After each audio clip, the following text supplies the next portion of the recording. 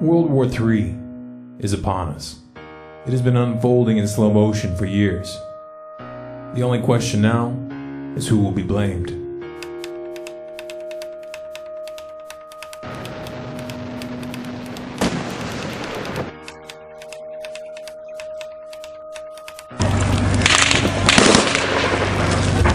Humans tend to view each stage of history in isolation. As a result, they rarely see the chain reactions that build over decades, until a flashpoint catches their attention. September 11th, 2001 was one such flashpoint. You could make the case that this is where it all began, and there's some truth in that, but it's also an oversimplification. I mean, let's remember here, the people we are fighting today, we funded 20 years ago. U.S. National Security Advisor Brzezinski flew to Pakistan to set about rallying resistance. He wanted to arm the Mujahideen without revealing America's role. On the Afghan border near the Khyber Pass, he urged the soldiers of God to redouble their efforts. We know of their deep belief in God, and we are confident that their struggle will succeed.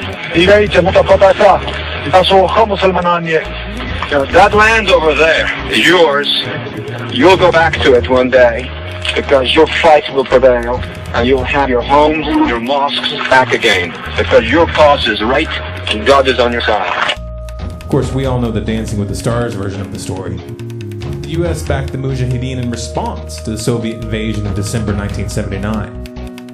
You might want to run that version by Robert Gates, director of the CIA under Ronald Reagan and George Bush Sr., Secretary of Defense under George W. Bush and Barack Obama, long-standing member of the CFR. Because in his memoir entitled From the Shadows, he revealed that the US actually began the covert operation 6 months prior with the express intent of drawing in the Soviets.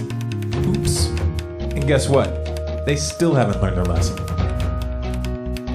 Speaking of Al-Qaeda, if you do a Google search for jet fuel maximum burning temperature, you'll find an article from popularmechanics.com informing you that under ideal conditions, jet fuel tops out at 1,500 degrees Fahrenheit, and that steel melts at 2,750 degrees.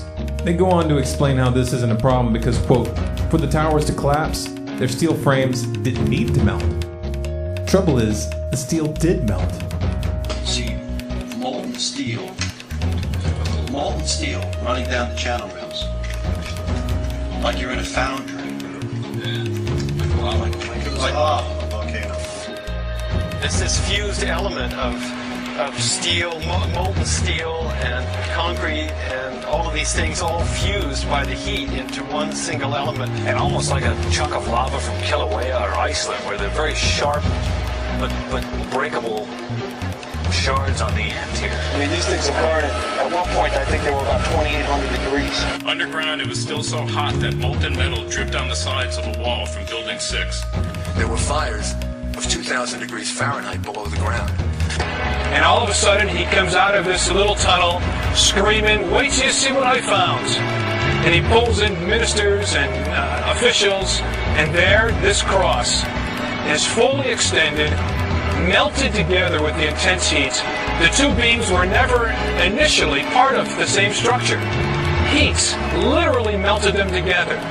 And the piece of metal that's draped over was molten metal that had literally fallen over one of the arms. Of course, little details like the laws of physics never got in the way of a good story. Oh, by the way, did you ever find anyone who could credibly explain how a third building, World Trade Center Building 7, fell straight down at 5:21 p.m. that day, though it was not hit by a plane? And did they ever explain how the BBC reported this event 26 minutes before it actually happened? Now, more on the latest building collapse in New York. You might have heard a few moments ago, I was talking about the Salomon Brothers building collapsing, and indeed it has. Apparently that's only a few hundred yards away from where the World Trade Center towers were, and it seems that this was not a result of a new attack. It was because the building had been weakened during this morning's attacks. We'll probably find out more now about that from our correspondent, Jane Stanley. Jane, what more can you tell us about the Salomon Brothers building and its collapse? Well, only really what you already know. Details are very, very sketchy. There's almost a sense downtown in New York, behind me, down by the World Trade Centers, of just an area completely closed off as the rescue workers try to do their job. But this isn't the first building that has suffered as a result. We know that part of the Marriott Hotel next to the World Trade Center also collapsed as a result of this huge amount of falling debris from 110 floors of the two twin towers of the World Trade Center.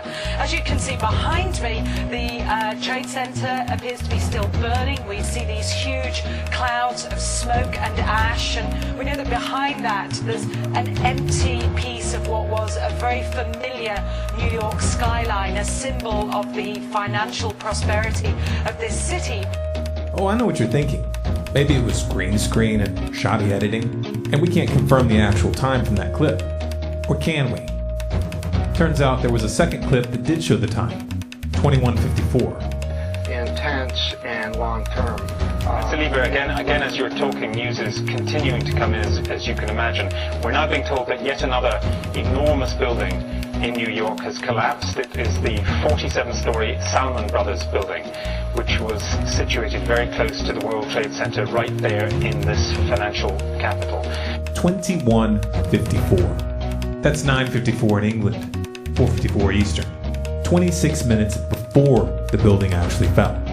But I digress. The invasions of Iraq and Afghanistan were not motivated by the fall of the Twin Towers, nor was the evisceration of your rights and privacy that followed. To say that 9/11 was a pretext would be putting it lightly.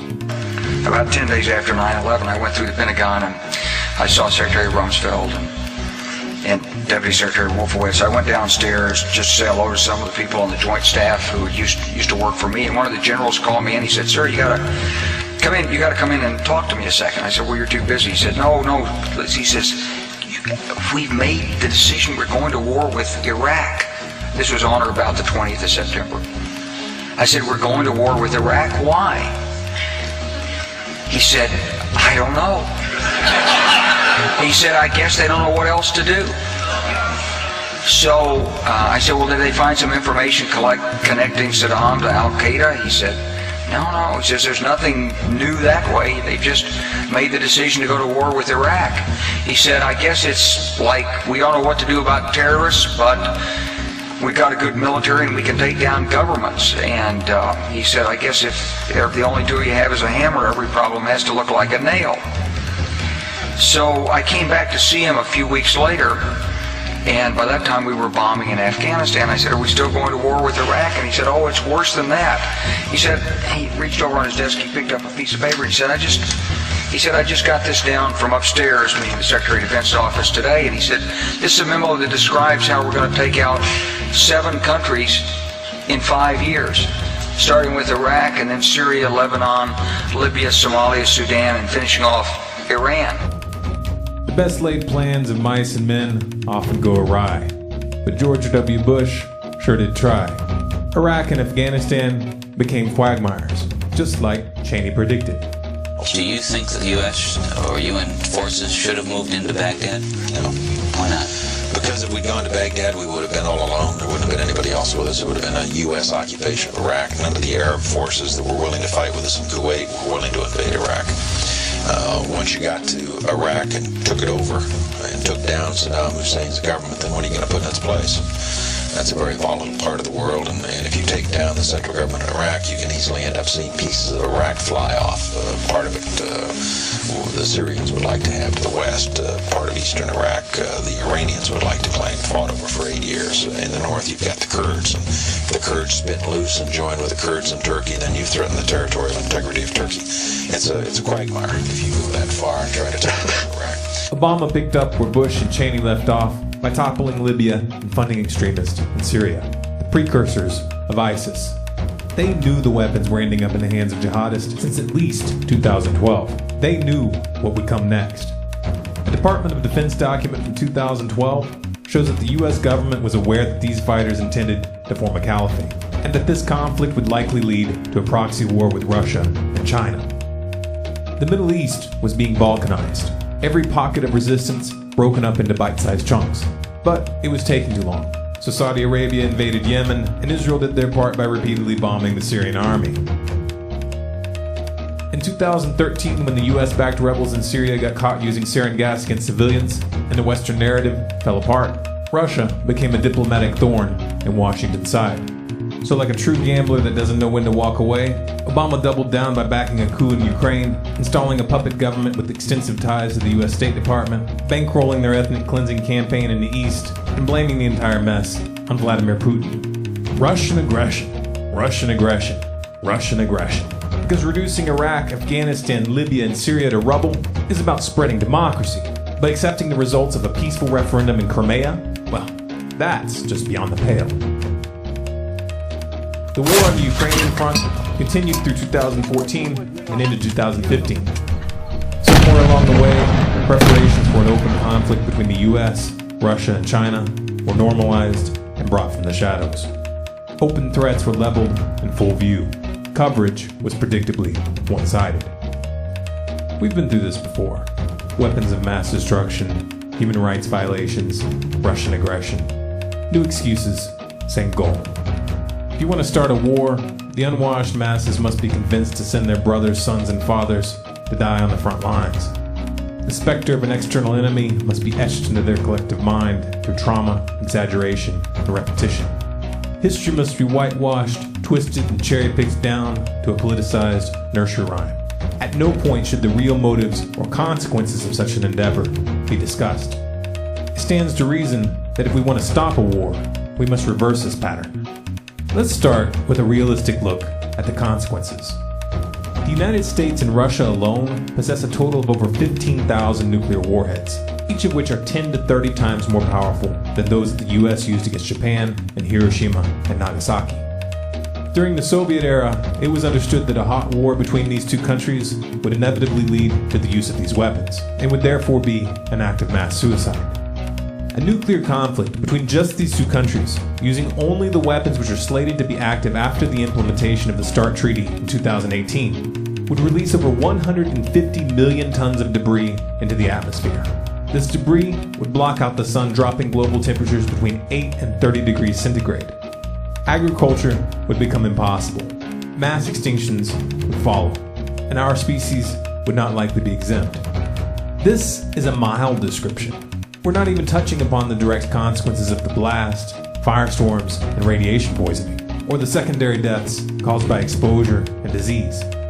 In this context, you might be inclined to believe that the use of these weapons would be completely off the table, that every effort would be made to reduce stockpiles, and that no new bombs would be built.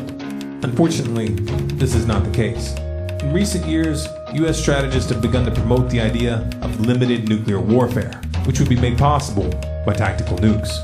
The idea being that smaller weapons are more effective because they're actually usable. This isn't just talk. Under Obama, the US military developed the most expensive and most dangerous nuclear weapon ever, the B-6112. The B-6112 is a guided nuclear missile, the first of its kind, and its yield can be dialed down electronically for the desired effect. This capability has been promoted by the CFR as a means of preemptively destroying China's hardened missile silos. Apparently, the Obama administration took these recommendations to heart, because Section 1063 of the NDAA of 2013 directed the U.S. Strategic Command to prepare a report assessing the capability of the U.S. military to destroy a network of tunnels in China and, quote, the known hardened and deeply buried sites of foreign nations, with conventional and/or nuclear forces. While Russia wasn't mentioned directly here, it should be clear that they're on that list. Those promoting this new stance claim that this is merely a new form of deterrence. But this line of argumentation, even if it were sincere, is fatally flawed. A preemptive nuclear strategy, especially one discussed in public, sends a clear message to those being threatened, that they themselves must strike first. And since Russia and China did not possess guided dial-a yield tactical nukes, their preemptive strikes would be full scale. Of course, America's political establishment has good reason to play chicken with all of our lives and the future of the planet. The balance of geopolitical and financial power has been shifting, and not in Washington's favor. China's new Silk Road project, Asian Infrastructure Investment Bank, and outposts in the South China Sea in tandem with the Eurasian Union, spearheaded by Russia, are edging the United States out of the world's new center of gravity. Pivots have failed. Bilateral discussions have gotten nowhere. Sanctions have backfired. Trade agreements have stalled. Influence has eroded. Washington is running out of options and time. The dollar-denominated financial system has peaked. This is the end of a debt supercycle and of the petrodollar. The next leg down is going to be epic. Powers that be would rather tip the board than lose the game. They'd rather take us to war than take the blame. And if you let them get away with it, that's just the beginning. I said there's a crisis of global governance, but there's not a crisis that's actually impacting the key actors in these countries that brings them to the level of creating a common narrative, that creates a human narrative. We're nowhere close to that. And in some areas, maybe we'll develop such a thing. I hope not. I hope it doesn't require that kind of crisis. But certainly, the crucible of the G20 leads us to believe that is what's required. Yeah, I would agree that. Again, and I hope it doesn't come to this, but it may take an almost existential level crisis in terms of climate change, for instance, or imagine nuclear use, right? Whether by a terrorist group or by on the Indian subcontinent, that would help people get religion very quickly, and different kinds of religions, I guess, but at least get them in a common narrative very quickly. But hopefully. If you want people to hear this message, like it, share it, download it, and spread it. Believe it or not, this is just the tip of the iceberg. Want to see how deep the rabbit hole goes? Subscribe to StormCloudsGathering on YouTube, follow us on Facebook, Twitter, and Google+, and you can sign up for email notifications of new releases on our website, StormCloudsGathering.com.